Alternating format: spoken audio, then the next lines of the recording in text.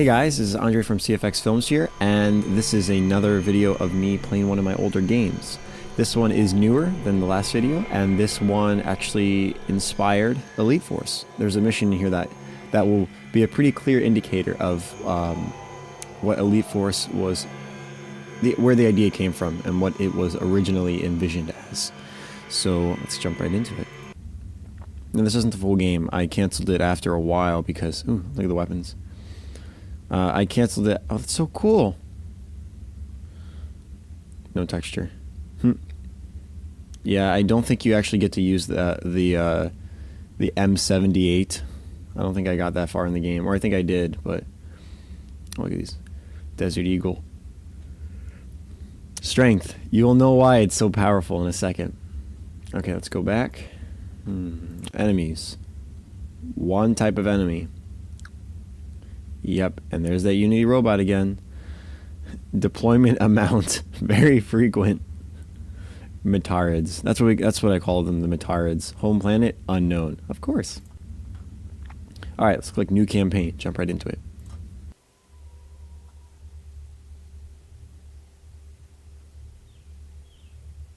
I have some nice cinematics.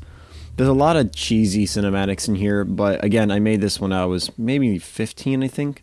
This was probably, no, maybe like 14. This is, you have been selected among a few other soldiers to take part in our special operations program. You have been in hibernation for quite a while, and we will put you through the basic training to refresh your battle skills.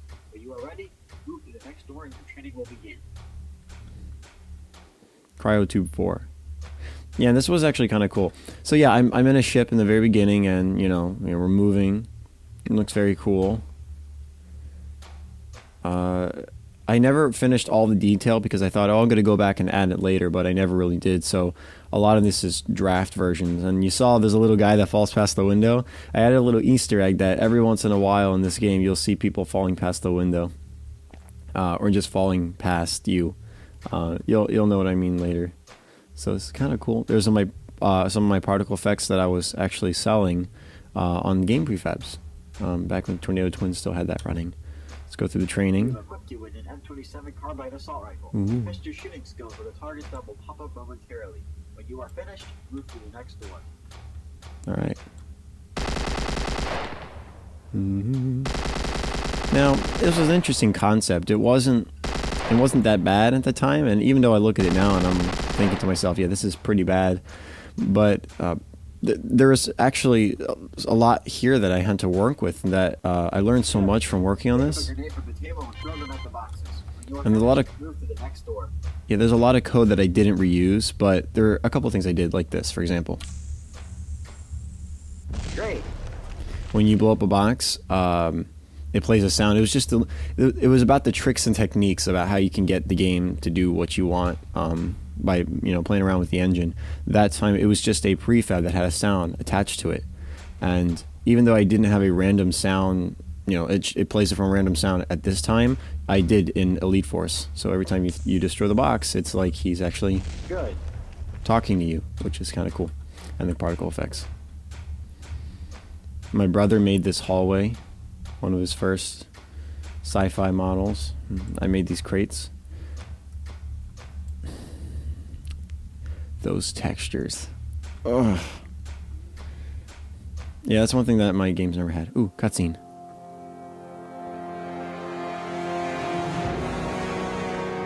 Halo music. Yeah, so that's my suit, which is the Unity robots, except I shrunk the head and the legs. Ah, there it is. Title sequence.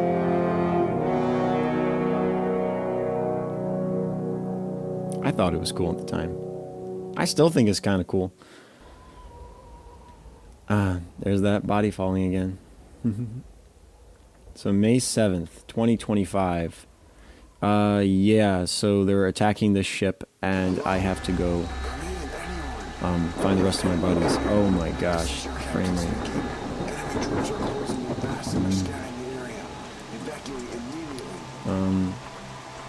Yeah, hopefully the frame rate's not going to be too bad. I'll get through this part quickly so you guys don't have to suffer through that. Yeah, so this is a stealth part.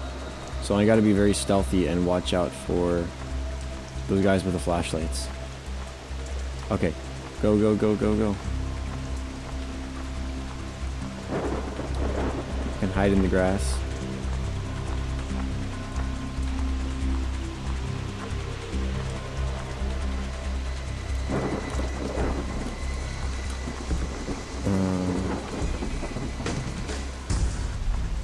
Nope, he's coming. Run. Aha. And they did not see me. Okay. So I can hide in here. I wonder how many guys. Yeah, and I use Black Ops music. See those lens flares, the Unity Pro back in the day. Those fire effects aren't too bad either. Waiting for these guys to pass. This really was my first attempt at a stealth mission too. I had big visions for this game, and even though they were never fully lived, it was still a lot of fun to make this. Because there's a lot of things that I learned from this, and I definitely became a much better game developer after this. Or game designer, I should say, not developer, just a designer. Because I learned a lot about some of the technical aspects of the game. This is when I learned how much Unity can really handle in terms of detail in your scene, so my frame rates on my games got a lot better. And even though Elite Force sometimes slows down and it's pretty heavy on the CPU, it's much better than it was in games like this. So here's a nice cutscene with a little laugh. Found my camp. There he is. I'm trying to call for evac, but I hear the signal's out. You know The signal's out. Oh no. the ship. You guys are all twins. They all look the same. Get inside easy. We will keep And watch all they out need here. is- If any scouts come our way, we'll contact you. We don't have much time, so Sunglasses. get in there. They're good. We've spotted a hatch about 100 feet above us. We can't reach it, but you can with your suit. Use one of your Green cans are doors to explosive. Get I love this inside. gun. Yeah. Oh, it's funny. I accidentally mapped that gun to my movement, so whenever I'm walking, that's actually moving with me. It's actually kind of funny. And you can shoot them, and they comment on it. Stop it! Stop killing your teammates. It's this guy talking. Hey, man. Those hair textures. Not a bad looking dude. All right. I can shoot the cans, but I don't want to shoot the cans. All right. So this is a platform, first-person platform. All right. Let's see if I can do this without falling. Ooh. Yep. Good. Good. Oh yeah, and this took a long time to get this, so you wouldn't be bouncing, jumping and hitting the colliders from the other objects. It took a very long time to do this. A lot longer than it should. Oh, looks like I'm gonna make it. Yeah, I made it. Alright, and silent cutscene. I don't think I had to, yeah. I don't remember adding sounds here. There were, but this might not be the latest version. Alright, so now I'm inside. Now I gotta make my way to the cockpit, or the control room. And there are bad guys, and they shoot you, and they hurt you too. And their ragdolls are always messed up. Their arms always go every time. So, it's fun. I didn't fix that until Elite Force. Believe it or not, it took me, what, 3 years to fix that? No. But the music's still good. I really did not like Black Ops's music, but after a while it sort of grew on me, and I started using it in my own games.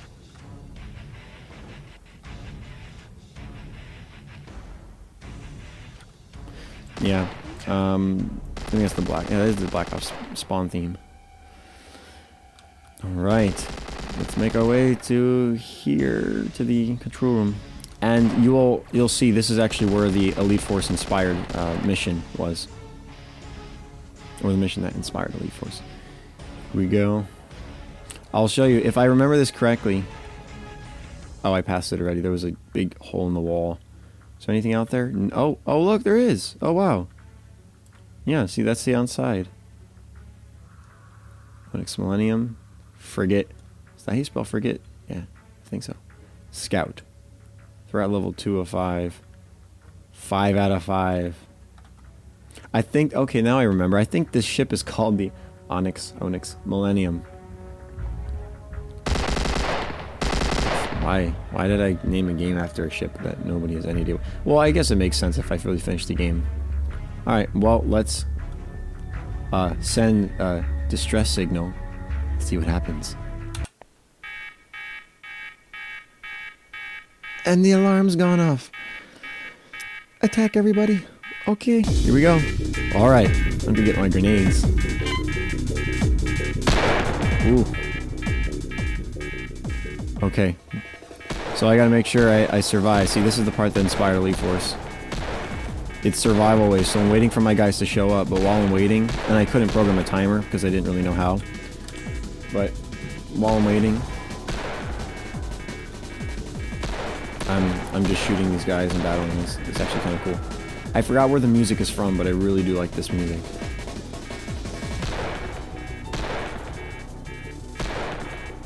Oh, and there's I think there's maybe 5 waves, and then there's 2 bosses at the very end, which you'll see. It's like the jumbo dudes. All right, I'm gonna throw a grenade.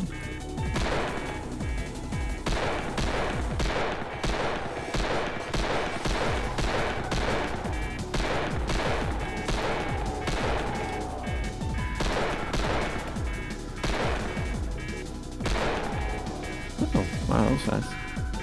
Alright, who's left? Next wave.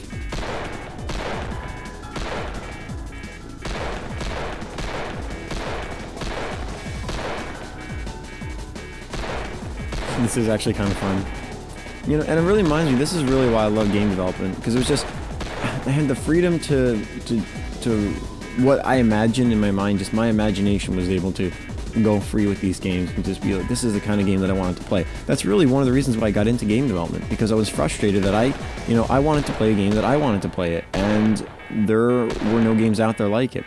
And a lot of times people say that, and what ends up happening is, oh, that's a boss. Yeah, and what happens a lot of times when people say that is they say, I want to make a game that I want to play, and then they end up making these like really awful looking games, and I'm just like, well, okay, your imagination's pretty limited then, but hey, there you go, got him. That's it. But then they slowly get better, but a lot of times they don't really excel too far because they're like, it wasn't really my thing or something, and I think that's something that every game developer or every person who's interested in game development will figure out at one point. Here's that lame cutscene, by the way. Listen for the sound. There it is. Yeah, so every developer at one point will figure out, whether or not they're actually going to continue game development or if it's for them, because it gets really difficult. And when you're trying to really express your imagination, your creativity, it gets a lot harder. And I guess that's one thing that can make a difference between a good game developer and a bad game developer. Well, sort of like playing the piano. Once you've been playing long enough, you'll know whether or not you're going to be playing for the rest of your life or whether you're going to be sick of it. All right, so I don't think this next level is going to load, so let me actually load up. I'm going to have to stop the recording, or the game recording, and load up the mission, so hold on. You're just going to see a black... Sorry, accidentally cut the camera there. You're just going to see a black screen, really. So let me load it back up while you're seeing the black screen. Okay, here we go. Sand Trap. This is the sand mission. May 8th, 1 day later. And I know that the spawn's messed up on this one, so yeah. Any other zone is a red zone. The town is not that big, so you should not have any trouble finding the hideout. Yeah, there was a whole town on the other side. See, there's a whole level on the other side here that I couldn't really get to. I kind of messed up the spawn there. But I know these will blow up the wall. Look at that. Woo! Whoa. This is a new weapon, too. I like this weapon. And I purchased this primitives pack a while back. And I don't regret buying it either, even though, it's basic shapes and everything. My brother was telling me when I bought it. He was like, I could have made those shapes. You didn't have to waste money on it. And I was like, no, it opens up new possibilities. And that's my... Oh, this wall didn't blow up from the explosion. Only in games can you shoot a wall and it'll explode. Yeah, I was saying that, I could make them all, but this just, since it's all there, it gives me more opportunities and just lets me see, like, oh, okay, I could make a game using this shape, and this looks cool, and it's like I could just try so many different things, and that's really what it was. It was just experimenting, letting me play around with the engine. This is a violent game. People exploding. Oh, best part. All right, this is kind of cool.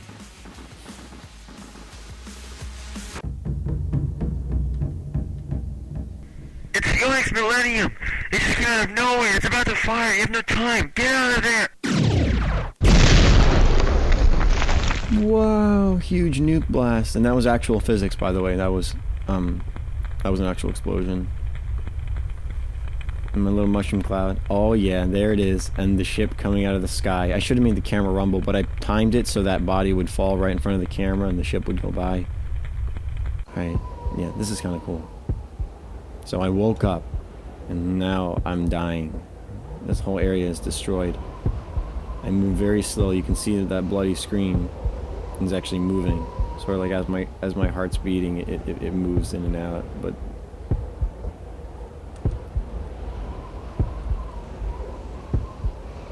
I can only survive for so long. I'm crouching. Oh no, I'm dying. No. It's fun. Yeah, and I know there was a cutscene here that I animated, and there's voice acting and everything in here, but I don't think it's in this version. So that's actually where this video is going to cut. Thanks guys for watching. This is Onyx or Onyx Millennium, however you want to pronounce it. One of my older games, but one of my oldest newer games.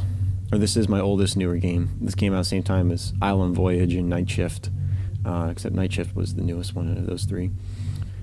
Yeah, this was a lot of fun to make. You can see sort of how my game development style has stuck with me over the years, and what I make today still is reflected from what I did when I was 15.